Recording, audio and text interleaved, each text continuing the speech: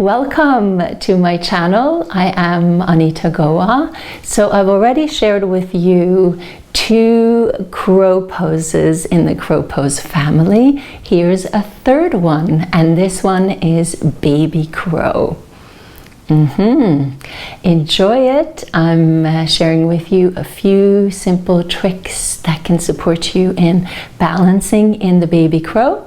Let me know how it goes in the comments, and I'll see you on the mat. All right, I think my hair is a little bit all over the place, but we're going to take off into baby Bakasana or baby crow.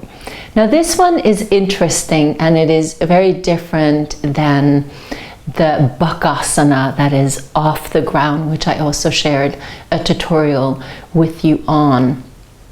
This one takes you really close to the ground, like the face can be quite close to the ground. Forearms are on the ground and the feet are elevated. Now this is going to look different for different bodies. Like my baby crow is really close to the ground, and I've seen on photos with other yogis where they're a little bit higher off the ground. So it all depends on the proportion of your arms, of your torso, as well as your legs. So don't compare yourself to how it might look for someone else. Rather go for how it feels for you. Now, you have to almost get this sense and feeling of being okay with falling flat on your face. But of course, we don't want you to fall flat on your face. So to not fall flat on your face, you really have to pull in to your core and sort of use that as a way to brace yourself. And I'll give you different variations, but here, starting off with your toes curled under, placing your forearms onto the floor, and starting off with the knees. You have to squeeze, feel like you're squeezing your thighs towards each other. And as you shift your weight forward, it's important that the glue here that glues it all together is drawing up into the core. Then you shift your weight forward, and as you shift your weight forward, get that rounding of your back, and slowly the feet will lift off the ground. So if you saw the high crow tutorial or the Bakasana tutorial, I said that we're so used to in yoga to keep our spines elongated and erect. We're trained not to hunch or to round. But here in this position, there's very much of that rounding of your spine, even though there is an elongation in that rounding. Does that make any sense? Yeah, that might sound like a contradiction, but it is rounded, and that's how you'll be able to get into your core and to lift the feet. So just start to notice how far my face is into the ground. So I'm wrapping my shoulder blades a little bit into the armpits.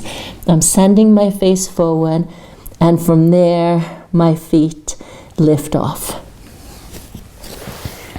Now what you can do is you can take some blocks. I have these foam blocks here, or you can use anything that has some height to it. If you find it hard to do that flat on the floor, you can of course try to experiment and see if it works better if you elevate your forearms. Right, we're all into elevation. So here you go, trying that. And then maybe it will feel a little bit easier to access it that way and lift your feet off from there. And then I have another option that you can try, is if you take either a bolster or maybe some pillows underneath your shins. You come here like that. And the same thing here, forearms to the floor. You shift your weight forward, and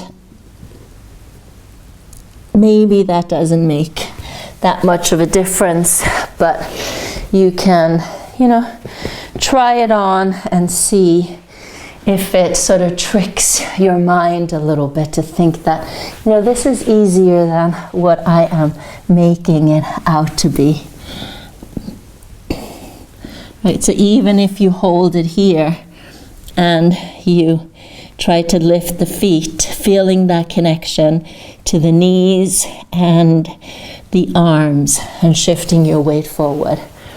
So a lot of it has to do with just being willing to practice, right? Being willing to recognize that you're not going to get it in the first try, that it takes practice, practice, practice, practice over and over and over again in order to then get the ultimate pose. All right, so I hope that that was a little bit helpful. Get down onto the floor, get down and dirty, squish your face into the floor, see how that feels. And you know what? It's like life. Sometimes we have to get down into the dirt, and from there we rise. From there we rise, and it's all about rising up from the dirt. Through adversity. Anyway, let me know how it goes.